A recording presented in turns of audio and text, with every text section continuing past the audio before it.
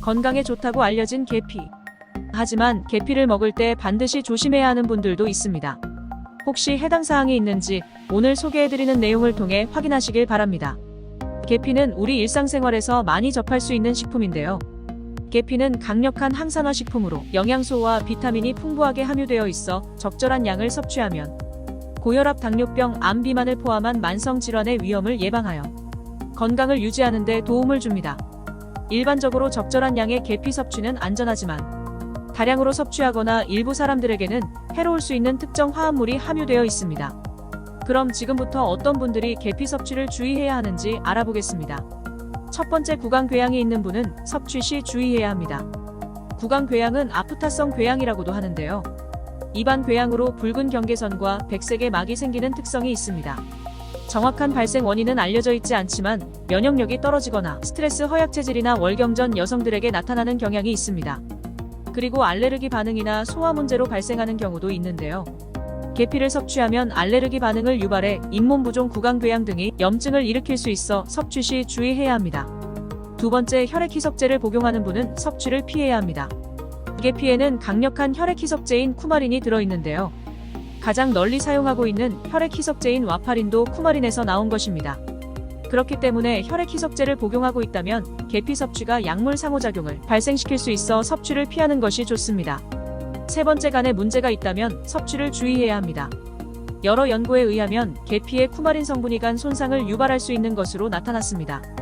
이 연구에서 실론 계피의 경우는 거의 함유되어 있지 않지만 계피맛 식품과 음료빵류에 자주 사용하는 카시아 계피에는 쿠마린 성분이 다량 함유되어 있어 간 손상을 유발할 수 있다고 밝히고 있습니다. 하루 한 꼬집 정도의 양은 문제가 되지 않지만 알게 모르게 섭취하는 계피의 양까지 생각한다면 다량 섭취를 하고 있을 수 있어 주의가 필요하다고 말하고 있습니다. 그리고 간에 문제가 있는 분들은 섭취를 하지 않는 것이 좋다고 하는데요. 계피의 쿠마린 성분이 간 손상을 시키고 간 관련 합병증을 악화시킬 수 있다고 합니다.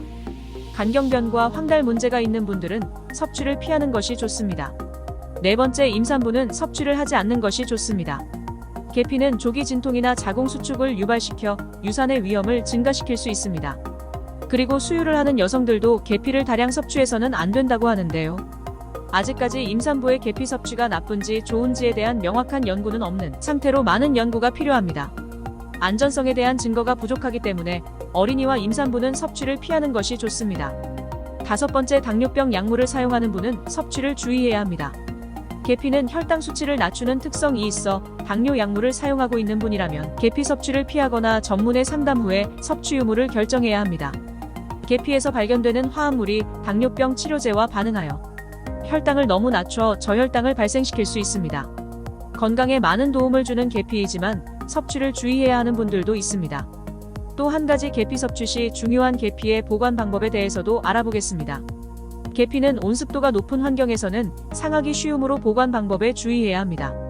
계피를 보관할 때는 다음과 같은 점에 유의하세요. 첫 번째, 건조하고 서늘한 곳에서 보관하세요. 계피는 습기를 좋아하지 않으므로 건조하고 서늘한 곳에 보관하는 것이 좋습니다. 직사광선이 닿지 않는 서늘한 창고나 실내 장식장에 보관하는 것이 좋습니다. 두 번째, 밀폐용기 사용하시면 좋습니다. 계피는 공기 중에 습기와 산소빛에 노출되면 품질이 떨어지거나 상할 수 있으므로 밀폐용기에 보관하는 것이 좋습니다. 또한 사용할 때마다 용기를 여는 것보다 한 번에 많은 양을 사용하지 않는 것이 좋습니다. 세 번째는 직접 먹기 전에 다듬어 보관하세요. 계피를 직접 먹는 경우 미리 다듬어서 사용할 양만 빼두고 나머지는 봉지나 용기에 보관하는 것이 좋습니다. 다듬는 과정에서 물기가 제거되고 계피의 오일 성분이 살짝 증발하여 향기가 더욱 강해집니다. 네 번째는 보관기간 체크하시면 좋습니다. 계피는 오래 보관할수록 향과 맛이 저하될 수 있으므로 구입한 후 보관기간을 체크하여 가능한 빨리 사용하는 것이 좋습니다. 위의 팁들을 잘 지키면 계피를 오래 신선하게 보관할 수 있습니다. 오늘은 계피의 효능과 부작용 그리고 보관법에 대해서 알아봤습니다. 뭐든 과하면 좋지 않습니다. 그리고 좋다고 나의 체질이나 상황을 고려하지 않고 먹으면 안 됩니다. 오늘 영상 잘 참고하셔서 건강을 잘 챙기시길 바랍니다. 그럼 다음에 더 좋은 정보로 찾아뵙겠습니다.